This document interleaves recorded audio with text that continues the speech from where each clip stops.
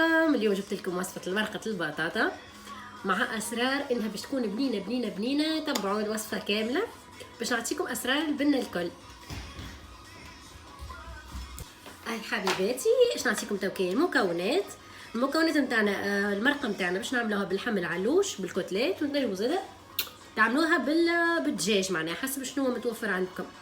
انا نعملها بكعيبات حمص. البصل شوفي كيفاش نقصه خشين معناها باش بعد هيك يولي كيما الجناحات. البطاطا نقصها روندلات خشينه. اللفاحات زيت زيتونه بالطبيعه والملح. اللفاحات نتاعنا هما حوارات اللي هو ميكس نتاع مجموعه نتاع بهارات مخلطه، زعفران، بابريكا ولا فلفل احمر مرحي، تومات، هريسه عربي، عندنا هذه الفلفل المهروش، الكركم، شويه ملح. وهذوما هما المكونات نتاعنا. تبعوا اول حاجه حبيباتي نحطوا زيت الزيتونه. حاولوا ما نكثروش برشا باش ما تجيناش مزيته برشا المرقه نتاعنا.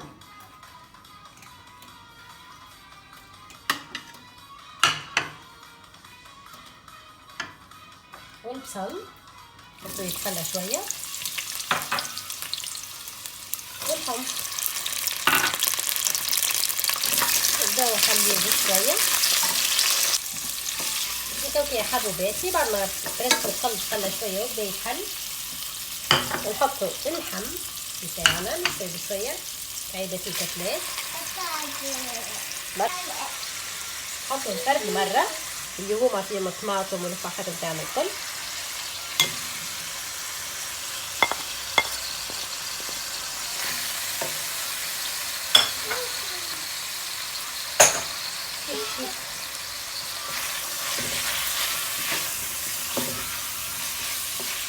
البطاطا بالطبيعه ما نحطوهاش تو، نحطوها اخر حاجه خاطر انا باش نطيبها في الكوكوت.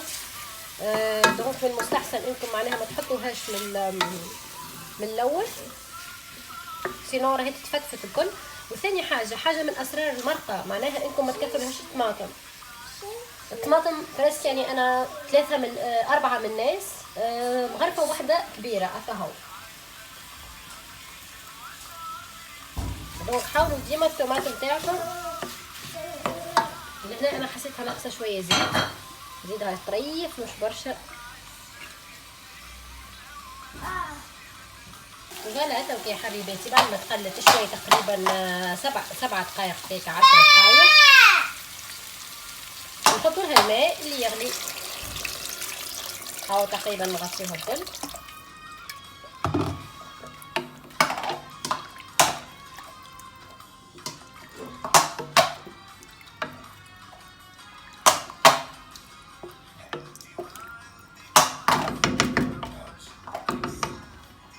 نزيدوا شويه ماء.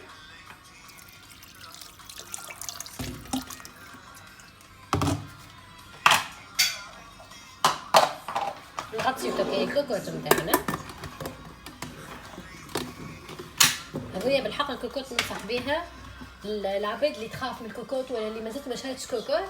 هي صح اغلى شويه معناها، هي ماركتها تيفا، هي اغلى شويه اما الحقيقه معناها. دونك فيها هذه اللحم، هذه اذا كان عندك خضره معناها تدورها في الخضره، اذا كان عندك لحم كيما انا ندورها في اللحم. هذه تخرج منها البخار. وفيها حاجه سيستم سيكوريتي، اذا انت معناها جيت باش تحلها وهي ما خرجتش البخار الكل ما تتحلكش، فهمت؟ تحاول انت باش تحلها ما تتحلش. دونك هذه اهم حاجه معناها، فيها سيستم سيكوريتي قوي على الاخر، وانا شخصيا معناها نفضلها. ومعاها هيك شريتها وقتها عطاوني شكل هذه اللوطاني معناها الكسرونه هذه الصغيره، وعطاني ومعاها يعني واحده اخرى كسرونه كبيره معناها اذا عندك فاميليا كبيره. دونك تربح زوج حاجات في حاجه. حبيباتي توكي حلينا على الكوكوت. نحطوا البطاطا،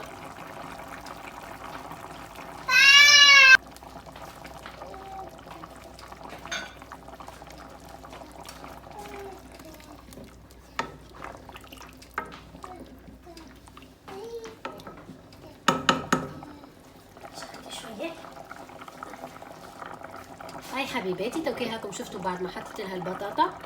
مش باش نرجع نغطي الكوكوت على خاطر ماكم تعرفوا البطاطا في ساعتين ماكسيموم تاخذ درجين معناها تطيب. دونك مانيش باش نرجع اختار الكوت سينو باش تطيب ياسر وتتفتفت لي. انا باش نخليها تطيب تقريبا كما قلت لكم 10 دقائق. من بعد كي اخر حاجه كي نجي باش نطفي عليها النار نحط لها قرين فلفل اخضر ولا 2 قرينات فلفل اخضر.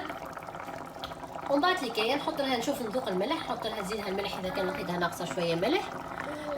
فوالا هذيك هي مرقه البطاطا نتاعي. يصير البنه نتاعها هي البصل بزيت يبدا خشين، الطماطم شويه، كميه الطماطم كما قلت لكم شويه مش برشا ما نكثروش، هي قرين الفلفل في الاخر اللي باش يفوحها، هي زاد لمسه الزعفران هذيك اللي معناها تزيد هذه النكهه البنينه نتاع الزعفران. وثاني حاجه اللي هي نسيت بكري ما قلت لكمش عليها، اللي هي الكونتيتي نتاع الماء. المرقه معناها تحب كي نمرقوها مش كيما الصوص نتاع المكرونه ما نمرقولهاش برشا ماء. المرق او جينيرال الكل يحبوا كي تمرق لهم معناها الماء تمرق لهم بزيت، تحطوا بزيت ماءكم تشوفوا الجا معناها ماها معناها بزيت. من بعد كي كله هو باش يتبخر وباش يعطينا النكهه البنينه.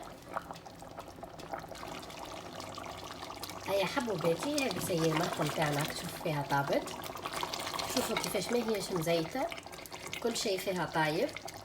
هذه تو قريني الفلفل باش يبنوها ونطفيو عليها النار.